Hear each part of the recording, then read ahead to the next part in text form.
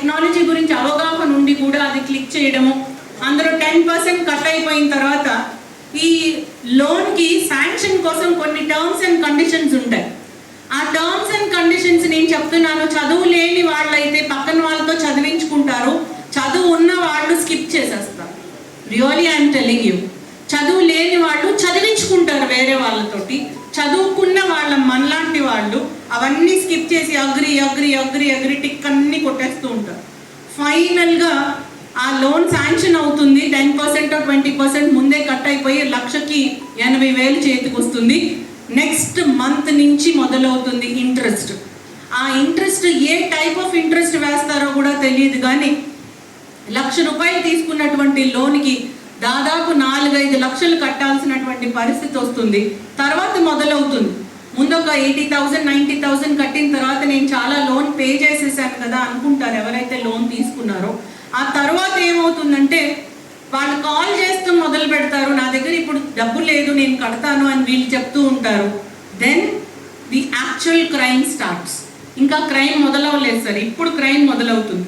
అదేంటి అంటే మనం ఏదైతే టర్మ్స్ అండ్ కండిషన్స్ ముందు అగ్రి అగ్రి కొట్టామో ఆ అగ్రీలో మనం అగ్రి చేసింది ఏంటి అంటే నా కాంటాక్ట్స్ అన్నిటికీ ఫ్రీ యాక్సెస్, నా ఫోటోగ్రాఫ్స్ అన్నిటికీ ఫ్రీ యాక్సెస్, నా వీడియోస్కి నా పర్సనల్ కాన్వర్జేషన్ అన్నిటికీ ఫ్రీ యాక్సెస్, నా బ్యాంక్ అకౌంట్కి ఫ్రీ యాక్సెస్ ఇవ్వడానికి నాకు తెలియకుండానే నేను టిక్ కొట్టడం జరిగింది.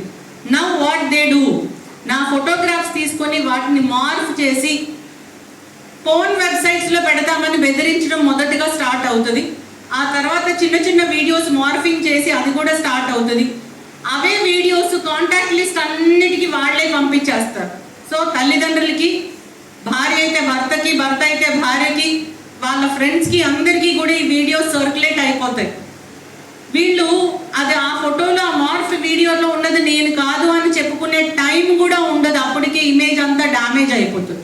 To such an extent that ఈ లోన్ తీసుకున్నటువంటి వ్యక్తి టోటల్గా ఇన్సెక్యూరిటీ, ఆత్మన్యూన్యత భావంతో, అభద్రతా భావంతో ఇటు పోలీస్ స్టేషన్ కంప్లైంట్ కూడా ఇవ్వడం జరుగుతుంది.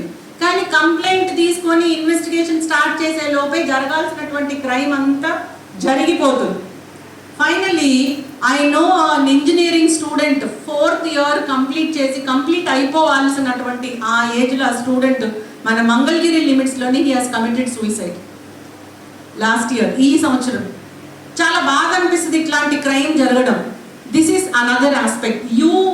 మీలాంటి యూత్ కేవలం మీ కాలేజ్ యాజమాన్యం తీసుకున్నటువంటి గొప్ప ప్రోగ్రామ్స్, ఇట్లాంటి రెడ్ క్రాస్ సొసైటీలో బ్లడ్ డొనేషన్ ప్రోగ్రామ్స్, ఎన్ఎస్ఎస్ వాళ్ళు చేపట్టేటటువంటి అదర్ ఇష్యూస్ కానీ వీటికి మాత్రమే మీ సాలిడారిటీ పరిమితం అవ్వకూడదు అని చెప్తున్నాను. ఇంకా there is so much world which requires your presence of mind. మీ కాంట్రిబ్యూషన్ చాలా అవసరం సమాజానికి. అది first hand information as a police officer నా దగ్గర ఉంది కాబట్టి అందరికీ షేర్ చేయాలనే తాపత్రయంతో ప్రతి వేదికని అవకాశంగా తీసుకుని ఇవన్నీ తెలియచెప్పాలని అనుకుంటాను. పాపం వీళ్ళంటి పెద్ద మనుషులు వాళ్ళు మాట్లాడాల్సింది కూడా కట్ చేసుకొని నాకు టైం ఇచ్చారు.